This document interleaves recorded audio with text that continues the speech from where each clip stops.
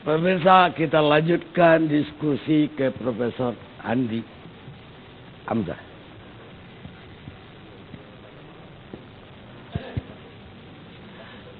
Langsung aja, Prof. Nah, tadi Prof. Romli mengatakan KPK gini ya, dia memang dulu ketua penyusun undang-undang KPK. Saya anggota, ya. Jadi sebenarnya seperti adanya pansel segala macam itu usul saya hasil kunjungan ke Thailand, bahwa Thailand KPK-nya itu dibentuk melalui pansel. Panselnya itu Senat. Kalau Malaysia hanya ditunjuk oleh Perdana Menteri, maka itu ada namanya pansel. Tapi KPK itu dijadikan apa itu super body, bahkan bisa supervisi kejaksaan. Saya sekali tidak setuju waktu itu. Itu usulnya Pak Romli justru, ya kan? Saya tidak setuju. Masa jaksa agung dikoordinir oleh ketua KPK? Terbalik itu. Tidak ada di dunia seperti itu. Di Malaysia tetap jaksa agung membawahi KPK. Jaksa agungnya kan tidak bisa disupervisi jaksa agung. Jadi Pak Romli yang bikin jadi superior. Iya, dia. Ya, demi Tuhan dia. Ya, saya tidak setuju.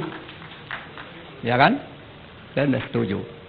Nah, itu juga mengenai larangan mengeluarkan SP3. Tidak seperti yang dimaksud orang sekarang. Baca baik, dilarang mengeluarkan SP3. Bukan dilarang menghentikan penyidikan. Mengeluarkan surat yang dilarang. Mengapa? Karena kami waktu itu melihat bahwa ada gejala SP3 itu menjadi cek. Kamu sudah dapat SP3, bayar. Itu maksudnya. Tapi menghentikan tidak ada. Boleh? Boleh. Mana?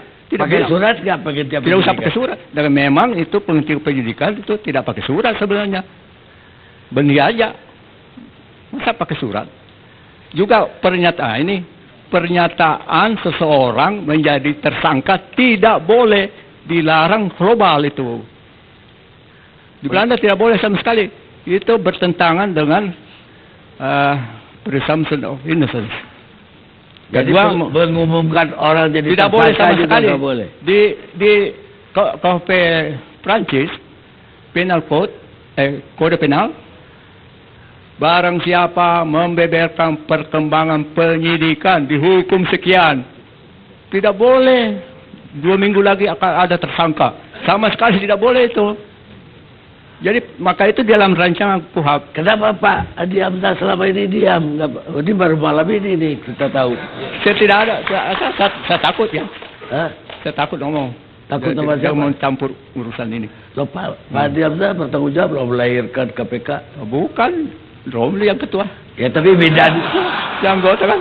Bidannya Pak Andi Hamzah. Banyak anggota lain. Satu-satunya yang masukkan saya itu pansel dibentuknya. Karena saya meniru Thailand.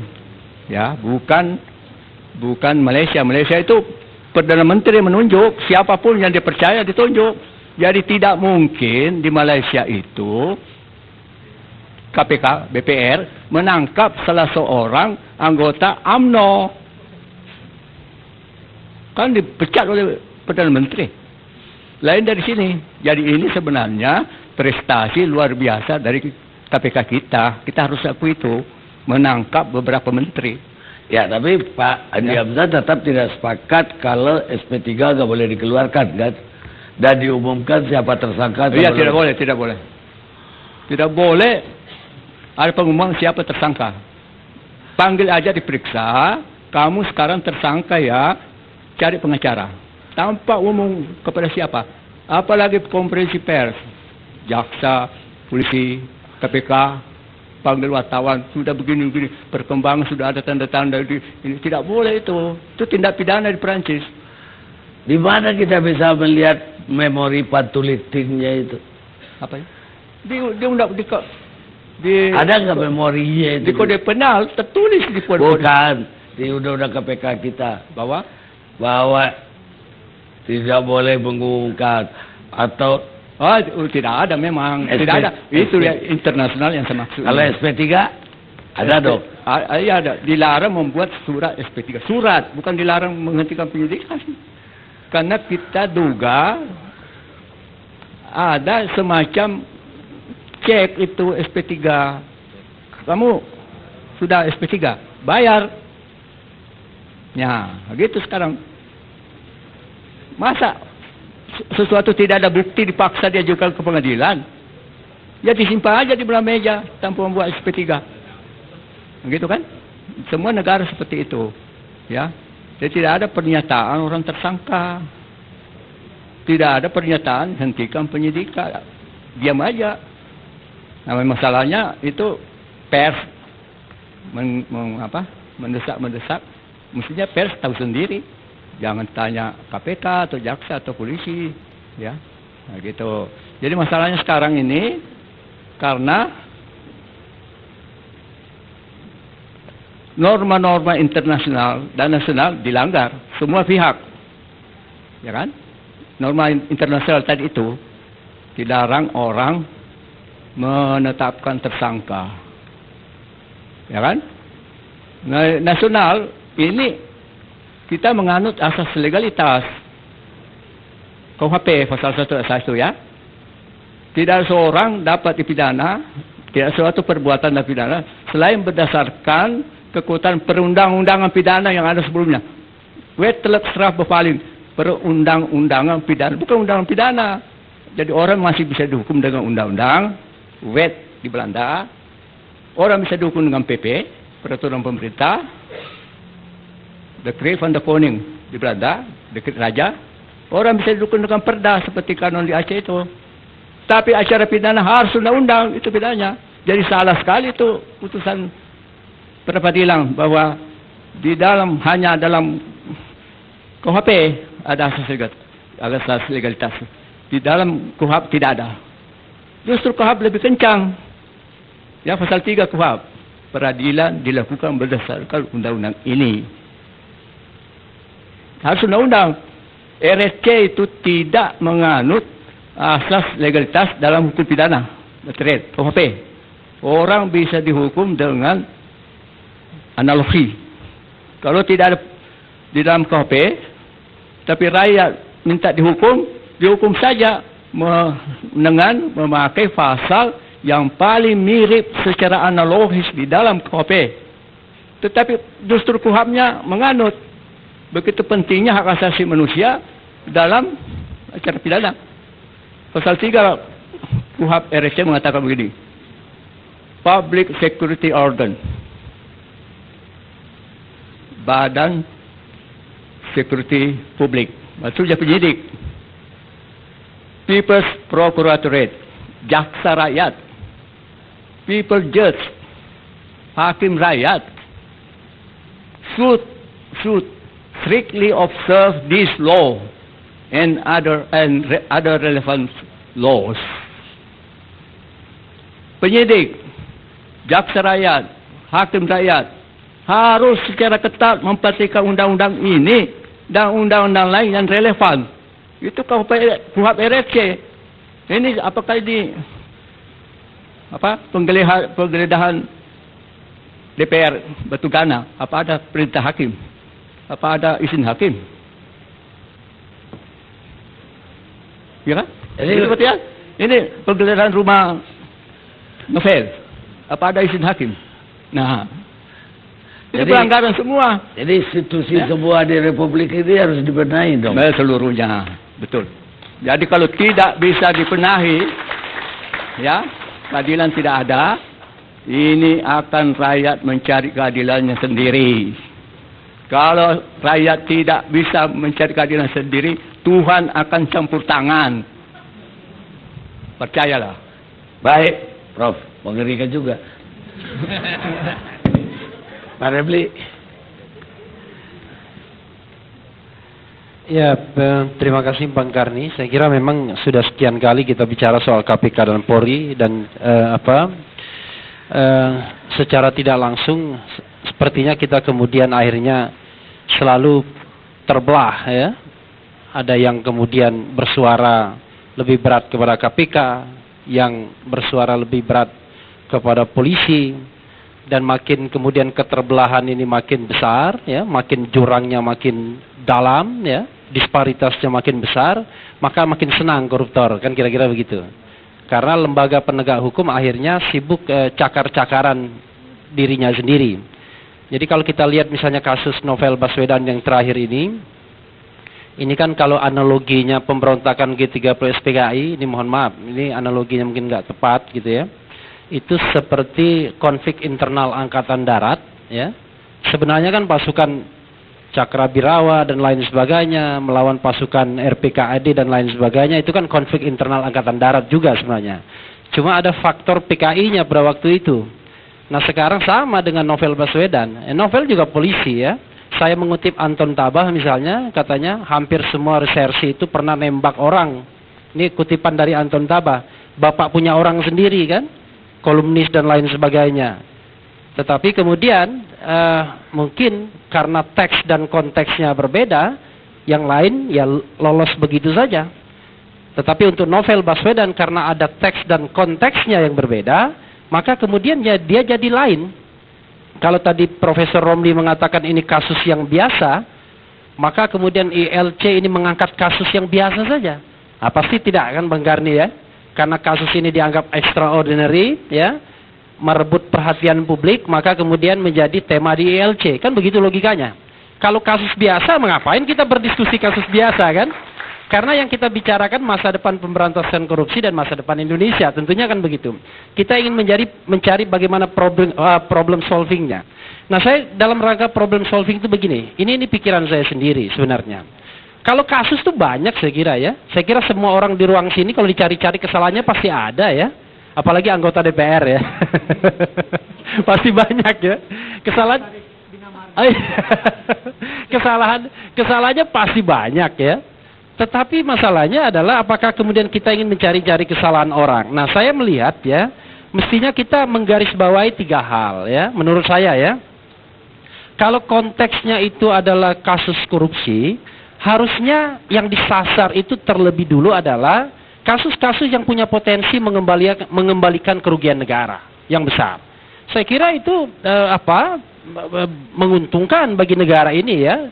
Dan juga saya kira ketika kita harus kemudian melihat kasus-kasus yang banyak, kita punya arah. Atau dia yang strategis misalnya soal pajak dan lain sebagainya, yang dimana kalau kita bicara APBN yang 2.000 triliun Bang Garni, itu pajak itu menyumbang 1.400 triliun. Coba bayangkan kalau sektor pajak ini tidak kita amankan, maka bocor APBN kita. Itu yang terjadi. Karena target pajak itu sendiri per bulan itu lebih dari 100 triliun. Coba bayangkan. Lalu kemudian yang ketiga, saya kira kita juga harus melihat misalnya kasus-kasus yang sebenarnya dia bisa menghentikan abuse of power. Penyalahgunaan kewenangan, penyalahgunaan kekuasaan. Dan yang terakhir saya ingin menggarisbawahi, harusnya penegak hukum juga harus kemudian mensasar kasus-kasus yang bisa mengembalikan yang namanya public trust dan kemudian tertib sosial, social order. Nah kalau dalam kasus Novel Baswedan misalnya, Bambang Wijoyanto ya, terlepas dari apa yang sudah berkembang ini, saya merasakan kok malah sebaliknya. Ketika kasus itu diungkap ke publik, ya, justru bukan kemudian menjalin ketertiban sosial, malah sebaliknya kemudian memunculkan social disorder. Saya membayangkan kalau Novel Baswedan kemarin ditahan misalnya, saya kira banyak sekali protes-protes yang berlangsung. Dan kita tidak bisa lepas dari ini semua. Karena saya kira terlepas dari motifnya apa, kita ingin melihat bahwa pemberantasan korupsi itu tetap sukses. Berikutnya adalah, saya ingin menggarisbawahi juga mengenai peran Presiden.